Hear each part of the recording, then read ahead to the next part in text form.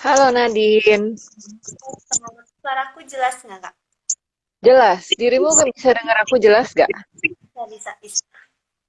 Soalnya di aku masih kayak agak muter-muter. Oh, jelas kok tapi kakaknya di aku. Oke, sip kalau gitu. Halo, udah makan Nadine? Udah dinner? Udah makan, udah siap. Siap, oke. Oke, selamat malam semua teman-teman. Terima kasih sudah join IG Live hari ini. Hari ini spesial ya, karena kita mau ngomongin soal Hari Batik dengan Nadine yang dari Manise, di mana Manise ini sebenarnya meng-highlight suatu eh, jenis batik yang mungkin nggak umum ya diketahui oleh teman-teman. Halo Nadine, kamu masih bisa dengar aku? Masih, bisa-bisa. Oke, Aman. sip. Soal tadi sempat kayak muter-muter juga gitu. Oke, kalau gitu mungkin perkenalan dulu kali ya Nadine sendiri. Sebenarnya batik Manise itu apa sih? Oke. Jadi, selamat Hari Batik Nasional dulu untuk kita semua. Thank you banget buat Kreologi dan juga Duanyam untuk kesempatan buat Manisnya sharing di sini.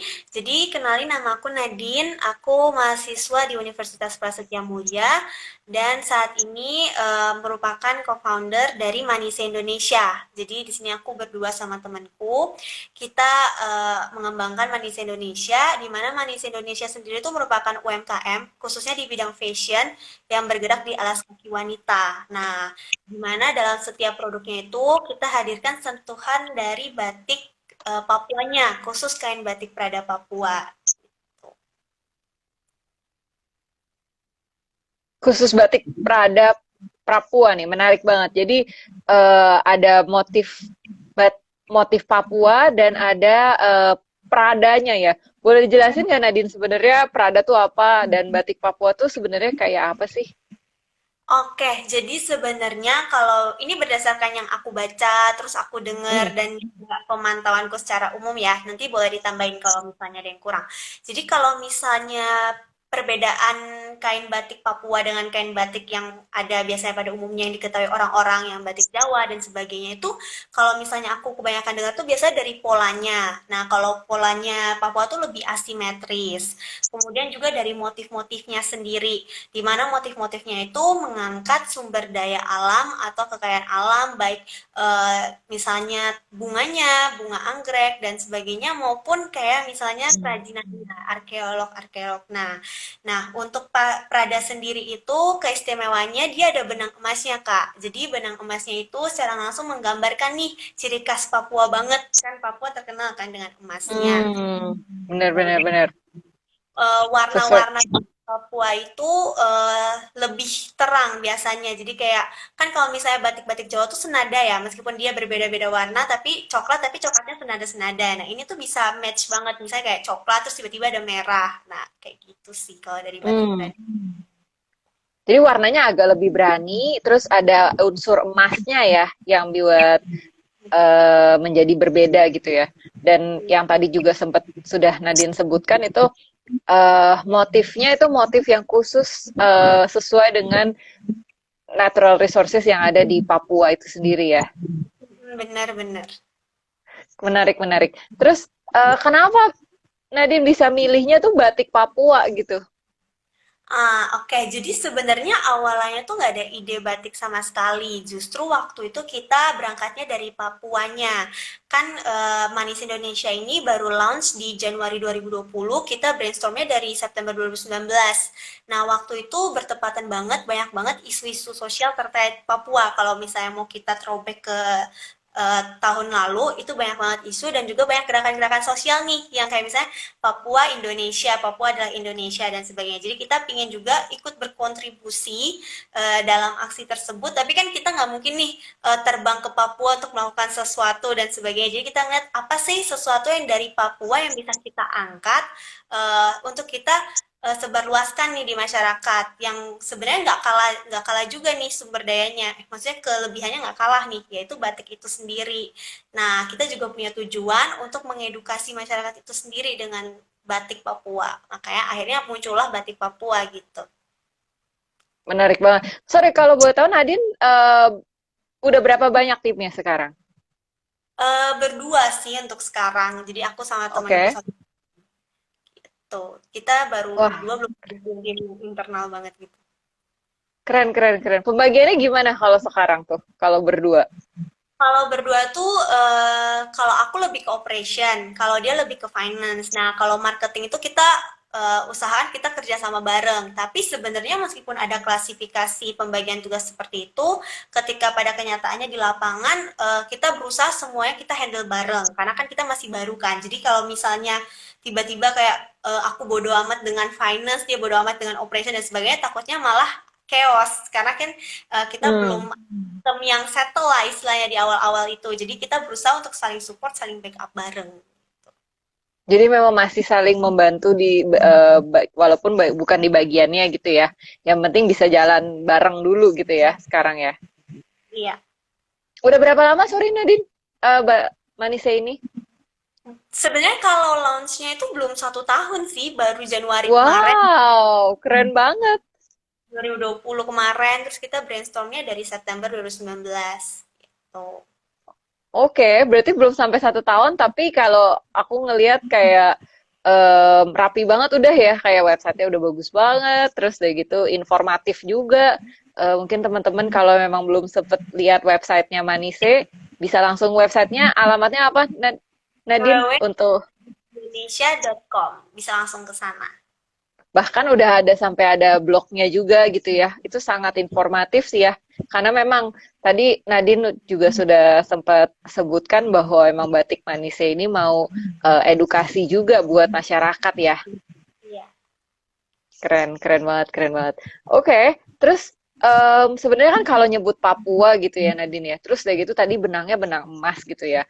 Eh jadi mahal nggak sih gitu barangnya? Padahal kalau dilihat memang produknya harganya bukan yang premium ya, mungkin lebih ke menengah gitu. Kalau misalnya kalau aku lihat dari harga produknya sepatunya Sebenarnya Manise. tentu iya, jadi resource-nya tuh lebih mahal karena juga kalau misalnya di browsing, kalian browsing atau gimana baca-baca, kain Prada itu biasanya bahannya tuh sutra atau semi sutra. Nah, itu cukup mahal kalau lebih tinggi dari rata-rata kain batik lainnya. Nah, apalagi ditambah lagi dengan transportnya yang kita beli langsung dari Papua, otomatis resource-nya itu lebih mahal. Cuman yang kita ngeliat di sini, highlight di sini adalah kita pingin ada nih sosial, nilai sosial yang kita bagikan buat sesama, yaitu mulai dari Hmm, mengikuti batik Papua itu sendiri, dan juga kalau misalnya kemarin kita tuh berkesempatan untuk kerjasama dengan Kitong Bisa Enterprise kebetulan, jadi mereka bantu oke. kita supply batiknya, karena kan kalau di Papua dan teman-teman kan basisnya di sini ya di BSD di Jakarta itu kita nggak tahu medannya di sana, kita juga nggak tahu. Maksudnya kita masih belum tahu lah caranya untuk bernegosiasi termasuk untuk barang supply ini tersebut kan. Jadi kita minta bantuan dari Kitong Bisa Enterprise. Kemudian di mereka itu state kalau misalnya nanti dari kain pun akan ada yang didonasikan untuk dari Kitong Bisa tersebut lewat Kitong Bisa Foundation. Jadi kayak kita ngerasa oke, nggak ada salahnya kita lewat mereka, kita juga secara nggak langsung itu kain batiknya langsung dari sana dan ada nilai sosialnya juga. I see, oke. I think itu kayaknya pelajaran yang bagus banget buat teman-teman yang lain juga ya. Kalau misalnya di era ini bukan bukan berarti kita harus kerjain semua sendiri gitu ya. Kolaborasi itu penting banget, terutama kalau kita mau mengangkat suatu budaya dan kita memang belum tahu, belum ada akses ke sana, bukan berarti kita harus buang waktu terlalu banyak untuk research sendiri, melakukan semuanya sendiri gitu ya. Tapi bisa jadi kita kerjasama dengan yang memang sudah ada di sana gitu ya. Dan buktinya Manise bisa gitu ya bekerja sama dengan Kitong Bisa tadi ya. Iya, kemarin sempat bekerja sama. Keren. Berarti tapi bahan baku masih tetap langsung dari Papua gitu ya. Terus ceritain lagi dong kayak sebenarnya kalau Manise sendiri bisa mikir mau bikin sepatu terus dari gitu bisa mau mikir kayak modelnya kayak gitu tuh gimana sih caranya? Hmm, jadi tentu kita tuh pertama kita riset dulu. Nah, pertama tuh kita riset internal kita dulu. Jadi kayak misalnya aku dengan temenku kita discuss bareng kayak model apa sih yang sekarang lagi hype atau misalnya yang lagi happening itu yang kayak gimana. Itu mulai dari kita lihat dari secondary data, kita browsing internet dan semuanya kita Hmm. cari sumber yang emang misalnya kayak mempelajari kebiasaan atau perubahan perilaku masyarakat. Nah, itu kita juga baca-baca di situ. Nah, setelah kita baca-baca itu nanti bakal udah ada nih poin-poinnya kayaknya oh aku mau buat jenis sepatu yang seperti ini, modelnya seperti ini. Nah, itu semua kita ujikan lagi lewat FGD. FGD dengan beberapa Hmm. orang dengan target marketnya. Nah, di situ bisa dapat input baru lagi. Kalau memang kita kan share, kita ada ide nih mau buat kayak gini, menurut kalian gimana? Nah, dari mereka tuh kadang ada input baru.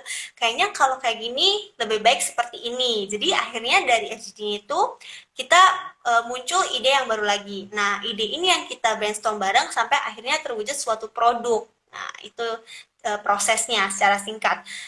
Yang ingin kita coba sekarang itu kita pengen ngelempar ke Instagram. Kira-kira kalau misalnya model A sama model B, kalian lebih prefer mana? Itu tujuannya juga biar Instagram kita lebih interaktif lagi dan engagement rate-nya lebih naik lagi. Tapi itu masih wacananya ke depannya gitu. Masih belum pernah sih kita kayak gitu, tapi pinginnya kayak gitu nanti. Hmm. Idenya bagus banget tuh berarti ya. Bisa sekalian nanya pasar, bisa sekalian naikin engagement ya. Mungkin kalau teman-teman ada yang pernah melakukan, bisa share di komen juga. Atau mungkin ada pertanyaan sambil boleh juga langsung Q&A gitu ya di sini ya, Nadine. Nanti kita bisa ngobrol bareng sama teman-teman yang nonton juga. Berarti, oke, tadi kalau aku recap sedikit, Nadine sempat sebutin kalau memang dari research internal sendiri dengan partner, lalu diadakan kayak FGD gitu ya. Menarik banget untuk FGD ini karena sebenarnya milih pesertanya tuh kayak gimana sih untuk FGD-nya? Sebenarnya kalau untuk peserta FGD sendiri itu penting banget kita kenal dulu produk kita tuh maunya yang seperti apa supaya orang yang kita riset itu nggak lari. Kita mau nargetingnya untuk kaum muda, tapi kita risetnya untuk orang tua. Itu kan nggak match banget kan pasti info yang kita terima. Jadi kayak kita make sure dulu kayak oke, ini kayaknya kita mau nyasar market yang umurnya 18 sampai 25 misalnya. Kayaknya Hmm. mereka tuh anak-anaknya mahasiswa atau misalnya fresh graduate atau misalnya freshman juga di kantor. Nah, kita baru tanya-tanya tuh dengan mereka. Terus kita juga misalnya kayak nanti dari situ kita bisa klasifikasiin tuh kira-kira mana yang mereka tuh memperhatikan penampilan banget. Kadang kan kalau yang memperhatikan Oke. itu lebih terbuka banget dan punya banyak ide karena mereka juga browsing nih tentang fashion karena mereka punya interest di sana. Nah, itu sih kayaknya. Jadi kayak harus sesuai target market juga sih.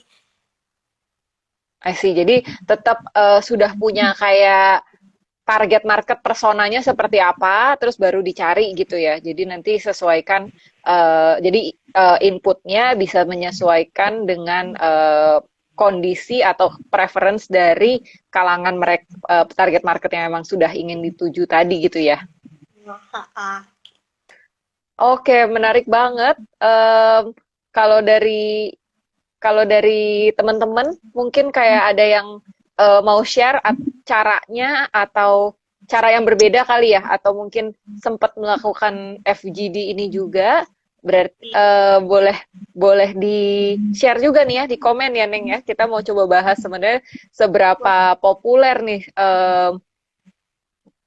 komen untuk kayak untuk sebenarnya yang namanya FGD atau research pasar gitu ya sebenarnya bisa dilakukan karena kemarin-kemarin sebenarnya di 2 jam juga banyak banget yang suka nanya dan suka kita ngebahas untuk melakukan gimana sih caranya melakukan riset pasar gitu kan ya. Jadi Manise sepertinya kayak caranya cukup menarik, cukup simple sebenarnya kalau bisa dibilang ya, bukan yang kayak bener-bener statistik banget, tapi sudah bisa mewakili gitu ya. Kita tuh kalau biasanya kita setelah FGD itu kan kuali. Nah, habis itu Hmm. biasanya kalau udah ada finalisasi desainnya itu, kita buat yang kuanti lewat G-form. Nah, itu kita baru Oh, sebarin oke. lah gitu.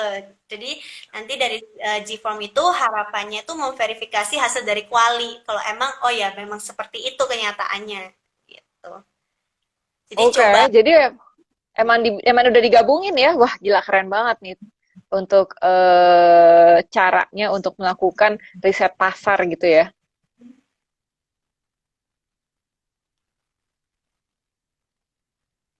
Halo, Nadine masih bisa dengar aku? dengar dengar dengar. Oke, sip. Soalnya tadi kayak sempet hilang, maaf ya. Itu kayak internetnya agak-agak eh, semoga masih bisa oke sampai terakhir ya. Oke. eh, Oke, kita lanjut tadi tadi sempat Nadine juga sempat bilang tentang brainstorming, habis itu ada prototyping juga gitu.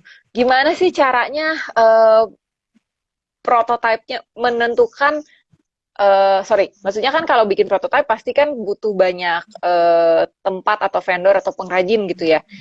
Ceritain dong kalau Manisnya sendiri sebenarnya nyari vendornya tuh kayak gimana, terus kayak gitu bikin prototipenya tuh kayak gimana sih caranya gitu. Oke. Jadi kalau misalnya nyari vendor itu awal-awal kita memang coba ke beberapa tempat ya. Jadi kita coba ke beberapa tempat dengan model yang kita mau buat. Nah, kadang kan sometimes ada nih di tempat A, tapi kok kayaknya eh, soalnya licin atau sebagainya atau insole-nya kayaknya Hmm. kurang empuk. Nah, makanya kita banyak banget trial dan error untuk masalah kualitas dari produknya itu sendiri. Tapi yang nggak kalah penting adalah dengan siapa kita kerjasama. Soalnya kita kan kerjasama kan maunya dalam jangka waktu yang cukup panjang ya. Maksudnya kita nggak mau dikit-dikit ganti itu pasti Hmm, cost bener. kan. Jadi kita usahakan dari awal tuh memang kita udah ketemu paling nggak orang yang tepat gitu loh untuk saat ini kita ajak kerjasama gitu. Dan penting banget kalau misalnya kita mau kerjasama kayak misalnya vendor itu tuh semua dibahas di depan gitu kan. Jangan sampai akhirnya di belakang Hmm. ya kenapa kita nggak bahas ini dari awal sih? Kayaknya kita nggak ada perjanjian tentang ini deh. Nah, harusnya kita udah siapin semua tuh kira-kira apa yang bisa terjadi ke depannya. Jadi paling nggak ketika beneran kejadian, bukan mau berdoa yang jelek-jelek kan kalau misalnya beneran Ya, ya, kejadian, paham. ada udah safe lah kita udah ada perjanjian di awal. Nah, kalau misalnya untuk proses pembuatan prototipenya sendiri itu biasanya kita tuh kita bawa hasil desain yang terakhir, kita juga bawa kainnya. Di sana kita brainstorm lagi sebenarnya. Kira-kira, oh kalau dengan kain batik ini warna dasarnya cocoknya yang mana ya? Nah, itu kan dia banyak banget tuh sampel warnanya. Nah, kita akan brainstorm lagi di situ. Atau bisa juga kayak misalnya model sepatunya. Di sana kan dia banyak sampel. Nah, kita pilih nih, oke, sampel mana nih bentuk depannya, belakangnya, sebaliknya itu kita lihat-lihat lagi. Bahkan Hmm. warna kaosnya dan alasnya tuh juga kita lihat lagi. Nah, yang biasanya tuh kan sepatu tuh ada pernak-perniknya kan. Kita tuh Ya. usaha pernak-pernik sepatu kita tuh vendornya tuh linknya sama. Maksudnya jadi dari vendor sepatu kita itu ada kenalan vendor aksesoris. Jadi paling nggak itu meminimalisir cost-nya. Jadi nggak semuanya kita Hmm. handle sendiri. Kadang kan kalau misalnya kita cari sendiri vendor aksesoris, kita harus beli dari vendor aksesoris, terus terus kita kirim lagi nih ke vendor sepatu. Kadang kalau misalnya udah langsung ke link dari vendor sepatunya sendiri, jadi oh ya dia langsung tektokan sama vendor aksesorisnya. Jadi hemat waktu, tenaga dan biaya transport di kitanya. Gitu sih kalau misalnya dari Manise sendiri untuk saat ini. Wah, keren banget. Kayaknya Manisa nih dari tadi kolaborasinya sangat ditekankan ya. Jadi gimana caranya memastikan kalau bisa nggak usah semuanya sendiri gitu loh. Kayak ya udah kita cari aja vendor atau kita cari tim yang memang udah capable, emang udah dia memang bidangnya di sana. Ya udah kita kerjasama bareng aja gitu semuanya dan em, bisa bikin jadi cepet, nggak usah bayar ongkir dua kali gitu ya. Jadi tipsnya oke banget nih buat temen-temen yang memang mau mulai usaha atau mau membuat mungkin mau lagi ini kali ya, lagi mau cut cost gitu ya, lagi mau coba membuat Benar. bisnisnya lebih cost-nya lebih kecil gitu ya. Salah satu contohnya itu yang bisa dilakukan ya. Tapi sebelum itu tadi Nadine sempat bilang yang juga menarik adalah kayak komunikasi nih, komunikasi. Ada cerita nggak Neng? Kayak sebenarnya seberapa penting gitu loh kayak sebagai seorang vendor untuk bisa berkomunikasi dengan baik dengan oke ke calon pembeli gitu. Sebenarnya komunikasi itu sangat penting ya. Sebenarnya kalau misalnya nanti pas kita ada kejadian miskom dan sebagainya, itu sebenarnya masih bisa diluruskan. Tapi kalau misalnya orangnya susah dicari, itu wah itu udah Nah, susah. Nah, kalau waktu kemarin itu, waktu kita pas trial dan error buat cari vendor, ketemu nih, dia susah banget dicari orangnya. Sedangkan kan kita kan kalau misalnya pas lagi mau ngembangin bisnis ini kan kita ada deadline. Oke, kita mau produk sampel yang pertama selesainya kapan dan sebagainya kan ada deadline. Nah, udah mepet deadline, kita hubungin orang ini juga nggak dibales, telepon juga nggak diangkat. hmm, Jadi akhirnya harus ke sana lah, kita harus ke sana dan sebenarnya jaraknya nggak deket gitu loh. Jadi kayak ada kosnya waduh, lagi ke ya ya sana. ya ya ya. Waktu ke sana Belum, itu dikerjain sampelnya. oh no, Jadi kayak oh baru dikerjain waktu kita dateng. Nah, gimana dong kalau misalnya nanti kita mau produksi yang mungkin kuantitinya lebih gede dan dia kayak gitu kan. Jadi kayak padahal udah ada perjanjian nih, maksudnya perjanjiannya sih memang secara oral ya. Maksudnya Kak, kita mau ambilnya di tanggal segini gitu loh. Tapi kalau untuk kita jadi dia nggak bisa nempatin, gimana ke depannya bakal lebih sulit gitu. Jadi kayak harus pintar-pintar nyari vendor yang bisa berkomunikasi lah istilahnya. Gitu. wah iya oke. Jadi tadi sampai beneran nggak jadi pilih dia gitu ya, gara-gara memang nggak bisa dihubungin, terus dari itu secara waktu harus banget nih kita datang ke sono baru dikerjain gitu ya. Jadinya ada cost lagi gitu. Tetap ya non ya, berarti kita harus selalu optimum di cost-nya ya. Soalnya kan kalau misalnya kita bisnis kan profit itu kan sebenarnya bisa tujuannya kan sebenarnya profit ya, maksudnya kan kita bisa Ya. dari ningkat sales dan minimum cost. Cuman kan kalau untuk baru itu sendiri, untuk dari salesnya itu kita banyak banget trial dan error, banyak banget biaya yang harus kita keluarin juga. Jadi gimana pun caranya Hmm. harus diminimalisir cost sebisa mungkin gitu loh. Keren, keren, keren. Oke, terus tadi sempet, Nadine juga sempet bahas kayak semuanya harus clear di depan. Sempet Hmm, ada problem kah non? Sempet ada cerita yang kayak kenapa kayak memutuskan untuk melakukan itu gitu. jadi waktu itu kejadiannya adalah kita udah janjian nih produksi, nah itu sama lagi, kita udah janjian produksinya tanggal segini. Nah, tapi habis itu dia ternyata mundur. Atau misalnya kita janjian dia bakal kirim produknya tuh tanggal 25. Tapi akhirnya dia baru kirim tanggal 27. Nah, itu Hmm, ada kesepakatan di awal kalau dia telat ngirim ada dampaknya nggak? Misalnya kita bayarnya di diskon kayak atau kayak gimana. Nah, itu belum ada waktu itu. Jadi makanya perjanjian itu harus clear di depan gitu. oke. Jadi clear dalam sisi waktu pengiriman ya, waktu pengiriman. Kalau soal reject gimana? Kalau soal reject ya, itu jadi perlu banget clear-nya. Misalnya kan kalau misalnya prototype, atau jangankan prototype. Kalau prototype kan memang kita memang harus trial dan error kan, memang dia udah harusnya tahu gitu. Kalau misalnya ada produk nih, kita udah final, udah mau produksi final, terus ada beberapa produk yang defect. Nah, otomatis itu Hmm. udah sama vendornya. Oke, kita bakal kembaliin dan dia bakal produksi ulang atau misalnya dia bisa cut dari misalnya biaya yang harus kita bayar. Nah, itu harus clear di awal sih kalau menurut aku. Ya jadinya biar enak juga ke belakangnya ya kalau misalnya nanti ada reject gitu-gitu seperti apa dan kalau di share di Duanyam juga kita menggunakan sistem grading juga sih kalau misalnya untuk kualitas eh, emang udah ada standarnya yang memang kita mau Nah, seperti apa gitu. iya, iya, paham. Hmm. Oke, tadi sorry kita lihat ke komen dulu yuk Non. Ada pertanyaan tadi sebentar. Oke, ada pertanyaan. Aku pin sebentar. Oke, Kak mau tanya bagaimana prospek industri batik di Indonesia? Hmm, Gimana menurut Nadine?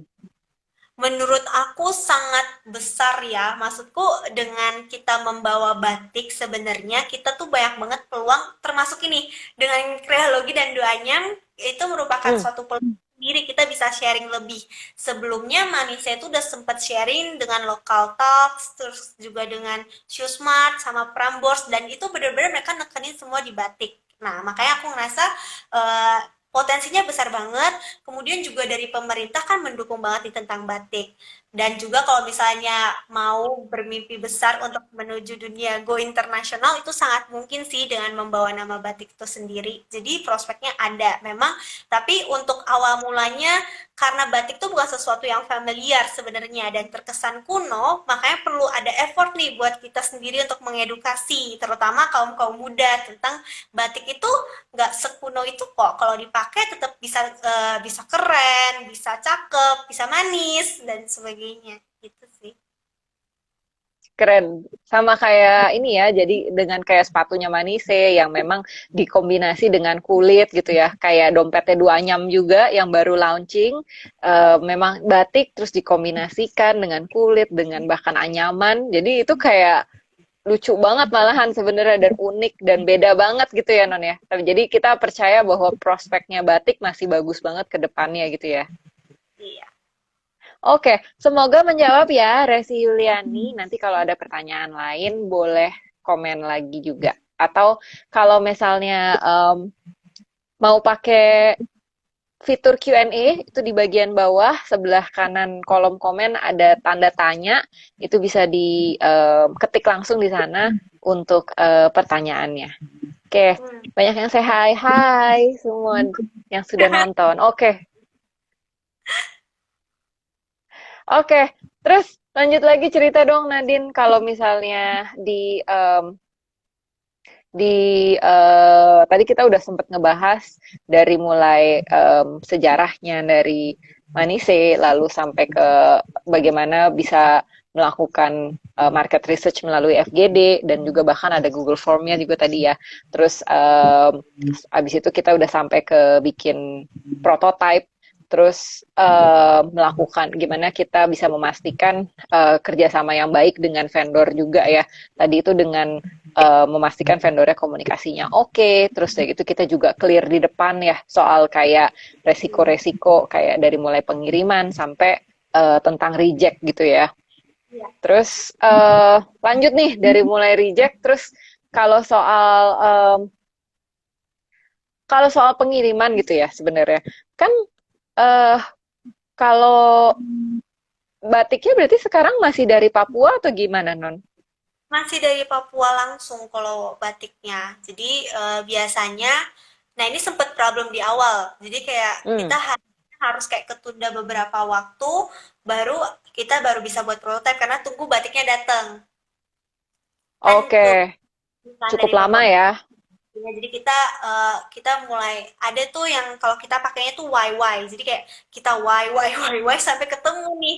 Jadi kayak intinya eh kita tuh harus pesen kain batiknya itu waktu setelah kita brainstorming sebelum kita eh, klarifikasi yang kuantitatif.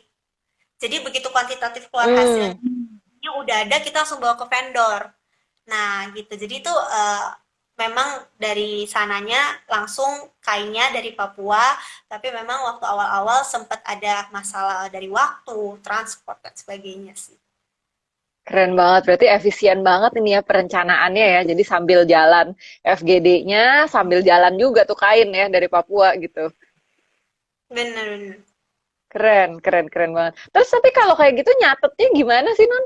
Gimana cara dirimu memastikan kayak punya catatan yang bagus buat memanage semua bisnis yang ada di semua bisnis, maksudnya dari pencatatan penjualan sampai ke financial sampai ke stok gitu yang ada di Manise. Kalau Manisa sendiri karena kita masih baru kan dan kita ngerasa yang familiar sama kita untuk anak-anak kuliahan yang mudah diakses, semua orang bisa akses itu kita pakainya Excel kebetulan. Jadi baik Hmm. dari finance-nya itu semua di Excel, termasuk dari stok opnamnya itu di Excel sebenarnya.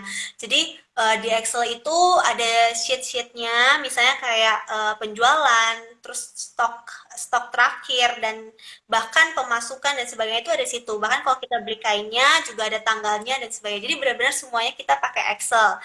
Tapi Hmm. kalau untuk operation sendiri, untuk bagian inventory supaya kita ngeceknya, biasanya kan sepatu itu kan ada di dos-dos kan, dos-dos sepatu, terus kita biasanya kumpulin tuh lebih besar lagi di dos yang misalnya oke ini model A, model B, model C, model sampai model yang kita punya, terus di atasnya tuh bakal udah ada kayak nomor-nomornya. Jadi kalau misalnya habis coret-coret Hmm, apa, jadi kita double check antara Excel dan juga yang ya yang ada di lapangan tuh yang seperti apa gitu sih. Saya kadang bisa oke. berubah karena kan aku berdua kan, jadi kan yang akses kan bisa dua orang. Nah, misalnya di dia udah dikurangin di Excel, tapi di aku belum dikurangin nih. Misalnya aku yang pegang sepatunya, jadi makanya harus ada cross check seperti itu sih. Oh iya ya, karena memang maksudnya banyak sepatu kan banyak size-nya juga gitu ya, bukan cuman model, tapi ada size juga gitu ya. Size-nya. Tadi ngomong-ngomong soal dus, kalau misalnya sekarang manisnya kemasannya pakai kayak apa sih, Non? Oh, kalau kemasannya nih aku bawa. Jadi kita pakai tas serut. Nah, ini pakai bahannya tuh kanvas, terus ada manisnya di sini. Simple aja sih, kita juga jadi ini tujuannya sebenarnya biar nggak ada waste lagi gitu loh. Jadi eh, konsumen kalau beli sepatu kita ada tasnya, dan tasnya itu sebenarnya bisa dipakai Oh, oke, cakep ya. kan, jadi bisa pakai buat yang lain juga. Dan ini kita mikirnya kalau misalnya mereka traveling sebagainya, mereka nggak perlu susah-susah bawa dos, Ah, ini masukin koper itu pun bisa gitu, jadi praktis lah istilahnya, praktis untuk dibawa sim kemana-mana. Dan praktis, simpel, bisa digunakan lagi ya. Jadi iya, kita nggak nambah sampah juga gitu ya. setuju.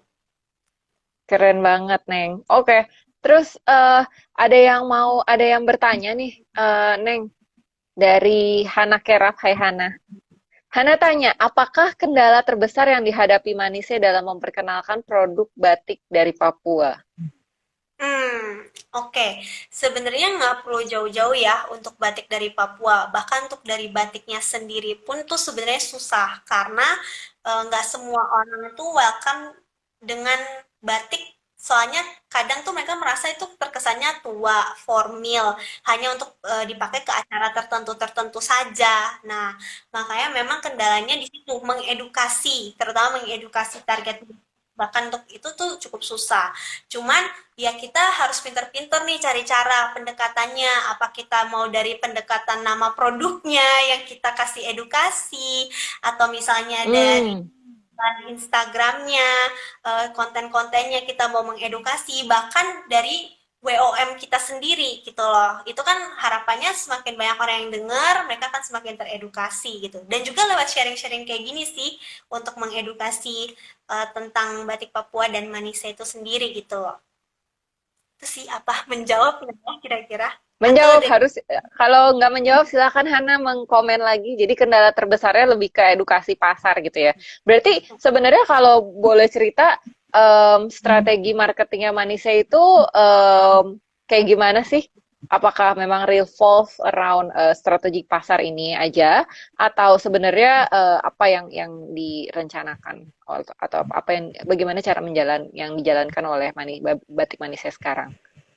Sebenarnya kita tuh sempet, karena kan kita masih awal kan sebenarnya, jadi kita tuh masih nyari-nyari kira-kira pendekatan mana sih yang akhirnya sesuai dengan, Manise ini sendiri. Mulai dari kita biasanya kita pakai hashtag sahabat Manise di setiap postingan kita, Hmm. dan kita juga kemarin sempat ada giveaway. Kita juga kerjasama dengan misalnya public figure, waktu itu Natasha Manuela, yang kita harapkan sesuai nih dengan branding image-nya kita, brand image produk kita. Dan itu lumayan responnya positif dari situ. Terus strategi marketingnya tuh biasanya dari promo-promonya sih sebenarnya. Promo-promonya kita buat menarik. Misalnya juga waktu kita misalnya COVID tuh juga ada promonya, misalnya ya karena COVID ya kita harus promonya lumayan gede kan. Nah, terus juga bisa juga dari edukasi tentang yang tadi aku sebut tadi, makna produknya. Kayak waktu awal-awal itu, waktu Manisnya pertama launching, kita pikir ini sekalian memperkenalkan. Jadi kita nama produknya tuh nama-nama daerah di Papua kayak Yulteva, Irame, Hmm. Orange, Grasberg. Kan seperti yang kita ketahui salah satunya misalnya Yotefa nih, dia kan jembatan yang diresmikan Jokowi yang warna merah. Nah, itu kita sesuaikan dengan produk kita yang warna merah. Terus penting juga untuk kolaborasi sebenarnya. Jadi kolaborasi itu nggak cuma untuk di bidang operation, tapi juga di marketing itu kolaborasi itu penting gitu kan. Jadi kayak waktu itu kepikiran misalnya kan kayak UMKM maksudnya kayak bisnis-bisnis gini yang dari Prasmo kan nggak cuma Manise, ada juga misalnya outer, jadi kayak oh outernya tuh anak muda kita paduin sama si sepatunya Manise ini, jadi kayak mereka ngeliat oh ya ternyata match aja ya, maksudnya ternyata sepatu dengan Hmm. batik ini bisa match ke semua outfit bahkan sebenarnya itu sih sebenarnya. Jadi kita coba meris dari segala macam arah sih. Bahkan waktu kita launch produk volume 2 kita tuh pinginnya bisa si customer itu bisa relate dengan nama-nama sepatu kita kayak klasik, eternity. Jadi harapannya mereka punya kisah-kisah klasik yang bisa dibangun bersama Manise gitu. Jadi kita coba approach-approachnya dari nama-nama gitu sih. Keren banget. Jadi bukan cuma mengedukasi tentang batiknya, tapi juga semacam turismenya ya sebenarnya yang ada di Papua ya. Karena setidaknya dari nama kota atau dari objek wisata yang ada di Papua itu sendiri sebenarnya gitu ya. Iya, benar. Keren banget. Dan oke, sorry tadi udah ada pertanyaan lagi sebenarnya. Oke, dari Robris, hai Mbak. Penasaran nih kenapa Manisnya mutusin pengaplikasian batik ke sepatu? Oke. Jadi sebenarnya kita tuh sempat browsing kalau misalnya Indonesia tuh termasuk yang kontribusi sepatunya tuh terbesar keempat di dunia kalau nggak salah. Jadi dia tuh lumayan tuh, maksudnya resource-nya tuh udah ada. Maksudnya pengrajin-pengrajin sepatunya tuh ada dan oke.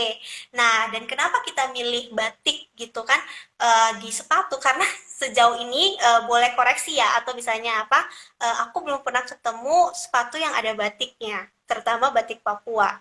Jadi kita berpikir ini suatu hal yang baru. Dan apalagi kita harapannya dengan sepatu itu merupakan sesuatu yang dipakai setiap hari dan sebagainya. Jadi edukasinya tuh nggak cuma searah, tapi dua arah. Jadi dari mereka yang pakai dan juga mereka yang ngeliat. Karena kan sepatu kan dipakai kemana-mana kan. Jadi kayak, wah ini Ya, apa? Oh, batik Papua. Jadi batik Papua tuh bla bla bla bla. Harapannya seperti itu. Kita pilih sepatu. I see. Jadi karena memang eh, base-nya sudah oke dan maksudnya dan menjadi unik ya jadi bahan sepatunya karena memang ada aplikasi batiknya gitu ya. Jadi beda dengan produk-produk lain. Apalagi batiknya tuh batik Papua yang memang jarang banget di-highlight oleh brand-brand lain gitu ya. Ya mungkin ya.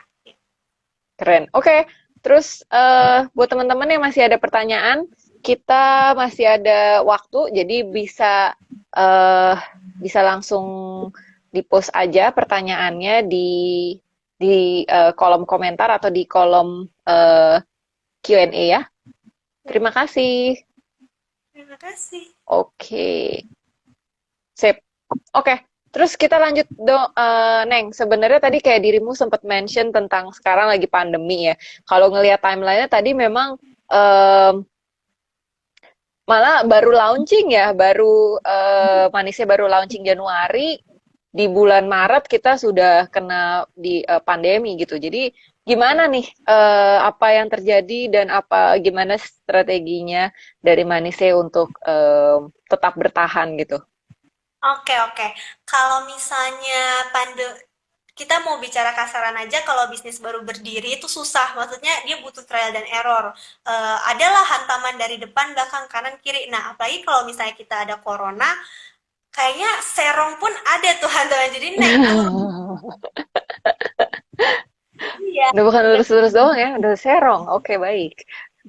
Jadi sebenarnya penting untuk dari mindset kita dulu sebenarnya. Jadi kayak kita buat corona itu bukan sebagai hambatan tapi challenge gitu loh. Ternyata kita bisa loh untuk think out of the box gitu loh tentang suatu hal. Nah, itu penting banget.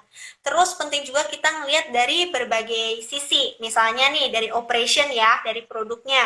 Kita research-nya tuh yang benar-benar kira-kira setelah corona itu orang-orang butuhnya yang seperti apa gitu kan. Apakah ada perubahan perilaku ataukah mereka jadinya pilih-pilih model sepatu tertentu.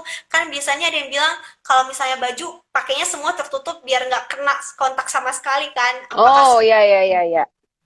dan sebagainya, atau justru kayak browsing lagi, oh baju yang bakal lagi ngetren ketika corona atau new normal itu adalah baju-baju yang tipe-tipenya tuh summer ya, maksudnya santai, yang casual. Nyaman ya.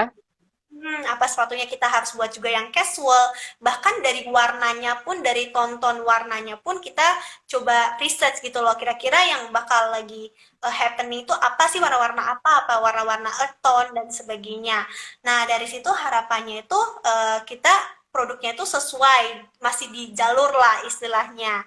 Kita juga misalnya browsing kayak misalnya dari marketingnya ya, kayak misalnya browsingnya kayak misalnya Mmm, kira-kira pendekatannya harus seperti apa? Apakah harus membawa tentang, dulu kan kalau misalnya dulu kan pemikirannya setelah corona selesai pasti industri pariwisata bakal naik kan?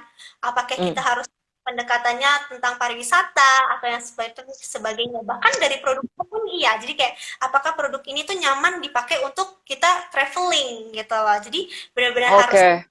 operation, marketing, bahkan finance-nya pun harus hemat. Maksudnya harus pintar-pintar mengalokasikan dana gitu kan, karena kan kita masih baru, mungkin juga pemasukannya kan lebih turun lagi di saat corona, tapi pengeluarannya terus ada karena kan kita butuh berkembang. Jadi kayak perlu benar-benar hemat efisiensi. Nah, bahkan dari human-nya pun juga perlu di-approach gitu loh. Karena kan orang demot ya, apalagi kayak wah aduh ini masalahnya banyak banget, ini nggak berasa-berasa, jadi demot, makanya kayak harus dimotivasi lagi gitu. Jadi memang harus di approach dari banyak sisi sih sebenarnya. Menarik. Gimana caranya Non untuk memotivasi diri untuk tetap semangat gitu? I think kayaknya ini juga mungkin bisa jadi tips yang menarik buat teman-teman semuanya yang kayak ya kita sedang menghadapi memang pandemi yang cukup lama ini gitu kan.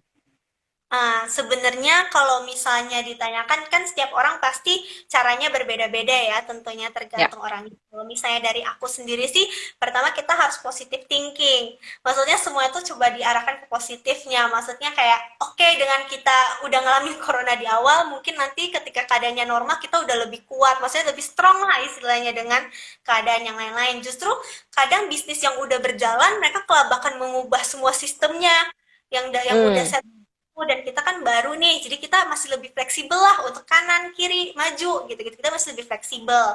Terus juga dari mentalnya sih sebenarnya kalau kita punya mindset sebenarnya nggak ada yang mudah kok.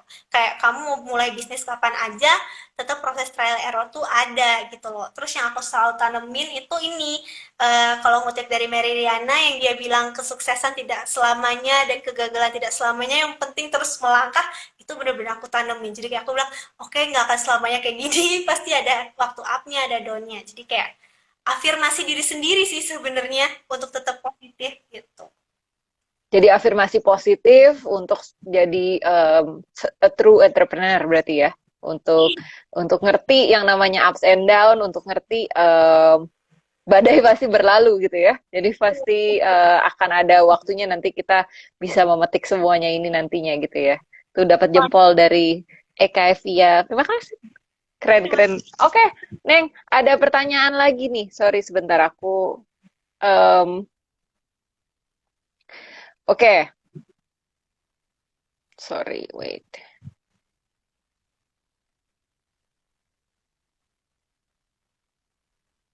Eh, Oke.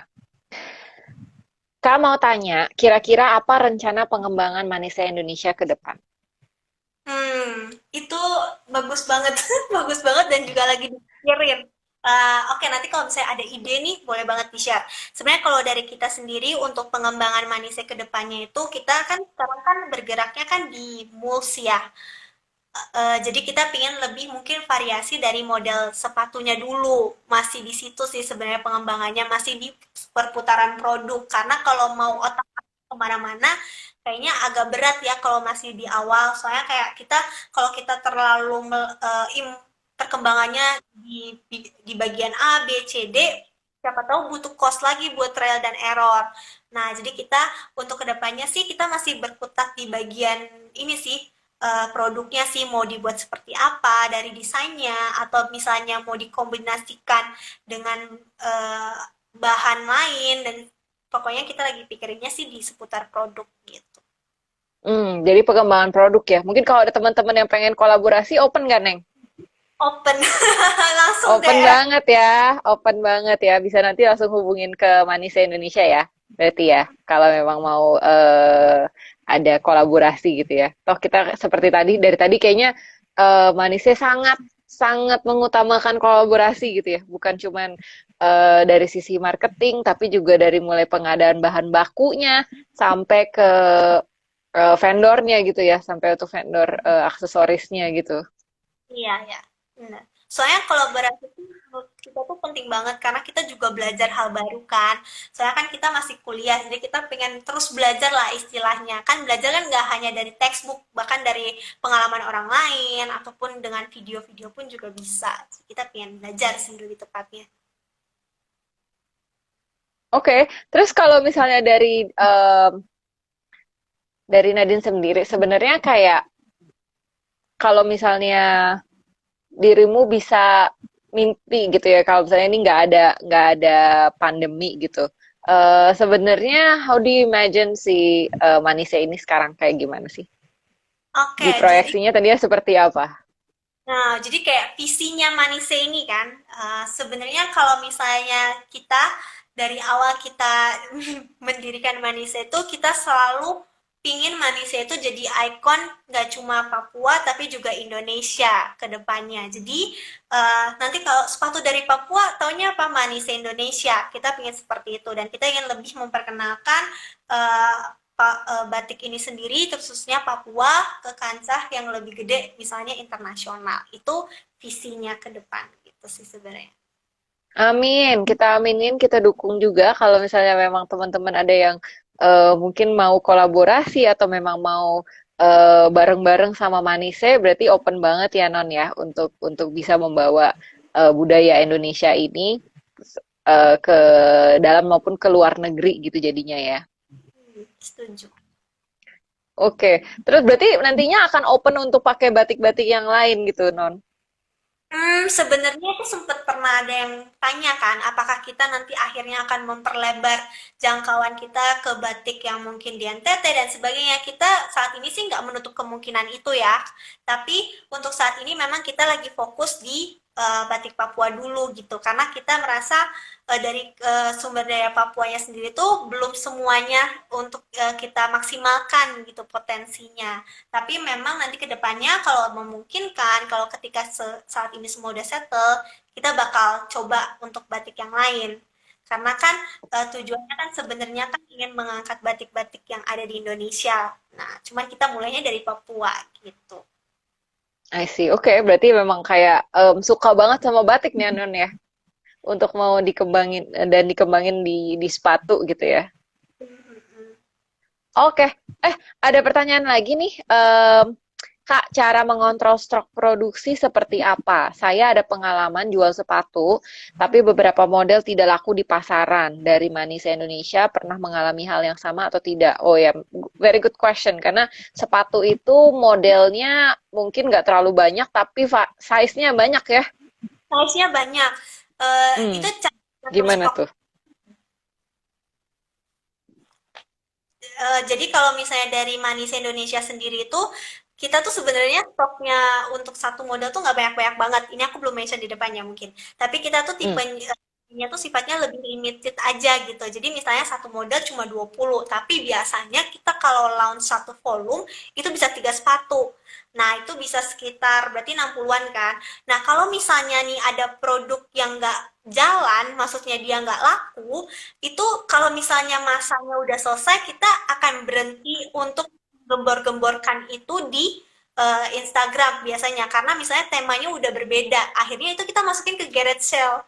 Jadi kita masukin misalnya hmm. di akhir bulan kita ada promonya gede-gedean dan sebagainya. Nah, itu bisa dari situ atau enggak kita banting harga. Yang penting konsepnya itu modalnya balik. Tapi yang paling penting adalah intinya dari situ, dari produk-produk yang misalnya dalam tanda kutip tidak begitu laku, kita jadi dapat pelajaran baru. Oh, ternyata model ini atau jenis ini, desain ini kurang diminati. Nah, mungkin kita harus merubahnya nih untuk selanjutnya, kira-kira apa yang harus dirubah dan sebagainya. Jadi, akhirnya produksi untuk mungkin sepatu itu akan kita cut dan kita ganti yang lain. Nah, bisa jadi kayak gini juga. Misalnya kayak, oh ini kayaknya laku. Nah, tapi usahakan itu kita ada maksimumnya sih. Kapan kita, misalnya, oke kita akan produksi setiap sepatu karena berdasarkan dari kita riset dan sebagainya, oke kita cari aman, kita akan produksi 20 dulu. Jadi jangan sampai kita over production, jadi akhirnya waste. Nah, itu juga penting sih. Jadi kayak kita mengkalkulasi sendiri dari risetnya tentang quantity yang tepat untuk sebuah model itu berapa. Sama kita belajar dari sebelumnya. Kalau model Hmm. sebelumnya memang ya jangan dipakai lagi gitu kan, karena kan memang ini kan konsepnya selama kita menjalankan bisnis selalu belajar hal baru kan sebenarnya, jadi kan belajar itu nggak pernah putus, termasuk dari ya belajar dari model yang lama tersebut. Itu sih kalau dari Manise. Nah, kalau mungkin dari kakaknya ada tambahan. Boleh. Kalau dari aku sebenarnya karena ya setuju sih, kita nggak pernah berhenti belajar. Dari pengalaman sebelumnya pasti ada yang bisa dipelajari. Dan setahu aku kalau sepatu tuh mungkin bisa di Google juga. Kayaknya ada size-size yang favorit ya, yang memang size-nya em, yang yang laku tuh di range-nya yang berapa sampai berapa. Jadi mungkin stoknya agak dibanyakin di range tersebut aja gitu. bahkan Dari vendor-vendor manisnya, bahkan vendor-vendor kadang tahu, oh ini sepatu yang laku tuh biasa di ukuran ini sama ini gitu, kita juga harus ya, kayak kadang beda daerah ukuran sepatunya tuh juga berbeda-beda gitu. Misalnya kayak di mungkin di Pulau Jawa ukuran sepatu ini cukup. Nah, pas kita ke pulau yang misalnya lain, Bali, Kalimantan sebagainya, ukurannya bisa beda gitu loh. Karena memang bentuk kakinya kan beda-beda. Nah, itu juga harus diperhatiin sih. Tergantung daerahnya oke. kita.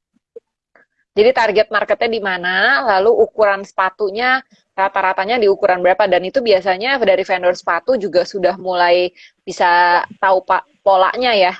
Iya, polanya mereka tahu gitu. Nice, nice. Dan tadi mungkin yang berlaku buat non sepatu juga kali ya, aku bisa bilang kalau memang namanya retail pasti ada sisa stok dan ujung-ujungnya mungkin sisa stok ini apakah di garage sale atau mungkin digunakan untuk marketing gimmick gitu kayak tadi ada giveaway atau ada challenge untuk memang naikin engagement gitu misalnya kalau tadi kita bahas gitu ya. Jadi bukan cuman untuk ngabisin stok aja, tapi stoknya ini juga berguna untuk yang lain gitu ya, untuk kayak mendukung perkembangan bisnis ke depannya gitu ya. Setuju, setuju. Oke, nice, nice. Oke, kita masih ada em, dua pertanyaan. Mungkin aku bahas ada dua. Yang satu, kenapa Manisnya mengangkat tema batik Papua? Mungkin cepat aja nih, kan tadi kita sudah bahas. Sama ada satu lagi ini adalah Manisnya ini khusus produk sepatu atau mungkin bikin tas gitu, Kak. Batik Oke. pilihannya Manisnya unik-unik. Sebenarnya kalau misalnya kenapa batik Papua, karena kembali lagi karena kita lihat belum ada yang ngangkat batik Papua sebenarnya yang secara gamblang, dan juga batik Papua ini nggak kalah kok dari batik-batik yang ada di Pulau Jawa, dari kualitasnya, dari desainnya itu menarik dan unik.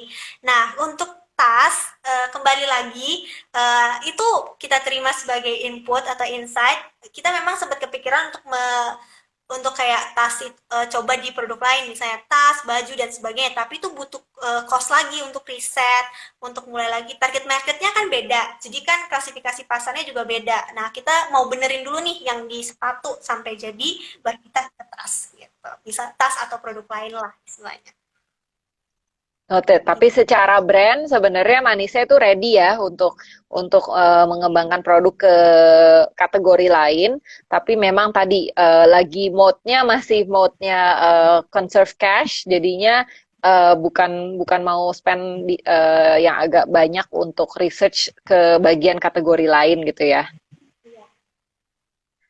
Oke, Neng, sebenarnya kita udah lumayan lama untuk ngobrol hari ini. Tinggal 5 menit. Dirimu Oke. ada ini nggak ada mungkin saran atau masukan untuk teman-teman UMKM yang mungkin udah belajar banyak banget nih dari dirimu dari Manise. apa nih yang kira-kira bisa di highlight atau bisa mau disampaikan? Mungkin untuk mereka yang lagi bangun bisnis atau mungkin mau bangun bisnis, menurutku nggak usah takut kalau kalian punya ide, langsung aja dibuat, jangan menunda-nunda, karena kita kan nggak akan tahu itu berhasil atau nggak sampai kita coba. Terus penting banget kita tuh kuat 3 tal, mental, kapital, dan juga eh, mental, kapital, habis itu apa ya? Satunya lagi ada tal lagi satunya, tapi terkait itu semua. Nah, itu penting banget tuh berhubungan dengan diri kita sendiri. Nah, jangan pernah menyerah sih istilahnya selalu maju terus karena kita nggak akan tahu nih kapan bisnis ini akan berbuah sebenarnya. Terus juga pintar-pintar untuk memilih keputusan dan juga mungkin yang tadi sempat disebutin di awal kerjasama dan sebagainya itu sangat penting untuk kedepannya. Terus paling terima kasih buat kesempatannya hari ini. Bisa terus dukung Manise dan ikutin Manise Indonesia ke depannya dan juga dukung juga Kreologi dan Duna duanya duanya untuk Thank kedepannya you sih. loh, kita yang thank you banget Manise mau sharing-sharing sama teman-teman kreologi lainnya, karena kayaknya kita punya kesamaan visi juga gitu loh, bahwa ya kita memang mau belajar bareng, mau belajar satu sama lain dalam suatu komunitas kreologi buat ngembangin bisnis kria di Indonesia ini gitu kan. Jadi bukan bukan lagi udah nggak zamannya buat kayak kompetisi doang, tapi kayak kita memang bersaing sehat dan kita juga memang belajar satu sama lain gitu ya. Dan kalau aku bisa bilang kayak em, Nadine dan sorry satu lagi partnernya siapa namanya Non? Tasya, Tasya, Nadine sama Tasya keren banget, belum sampai 1 tahun, tapi kalian kayaknya have done so much research dan kayak belajar banyak banget dan bisa ngebawa Manise sampai sekarang ke Manise yang sekarang gitu luar biasa banget aku bilang untuk nggak kelihatan kayak brand yang memang baru mulai gitu ya. terima kasih. Yes, Terima kasih oke. Okay. malam ini. Thank you. Thank you. Oke, buat teman-teman sekalian yang udah join, makasih banget udah nonton. Di sini ada kita link untuk kalau teman-teman mau join dengan komunitasnya Kreologi. Ini linknya ada juga di bio-nya di Kreologi supaya kita semua bisa terus belajar. Video ini juga akan di-upload ke IGTV. Jadi kalau masih ada yang mau belajar lagi atau mau replay, mau dengerin lagi, pastinya bisa. Jadi bukan berarti kita stop belajar di sini gitu ya. Oke, Non, 1 menit. Bagaimana mempertahankan eksistensi Manise di Indonesia? Bagaimana mempertahankan eksistensi manusia di Indonesia? Terus maju, terus maju Terus, ada. oke. Semoga cukup menjawab. Nanti kalau misalnya masih belum menjawab, kita bisa ngobrol di komen kali ya, atau di WhatsApp grupnya komunitas kalau memang kita mau ngebahas lebih lanjut lagi soal bagaimana mempertahankan eksistensi Manise di Indonesia dan brand-brand lain di Indonesia. Oke, thank you banget Nadine. Terima kasih teman-teman yang sudah nonton. Kita akhiri di sini hari ini. Tungguin lagi semua sharing-sharing dari teman-teman UMKM lainnya di IG Live Kreologi di hari-hari berikutnya. Terima kasih semua, selamat malam, happy weekend.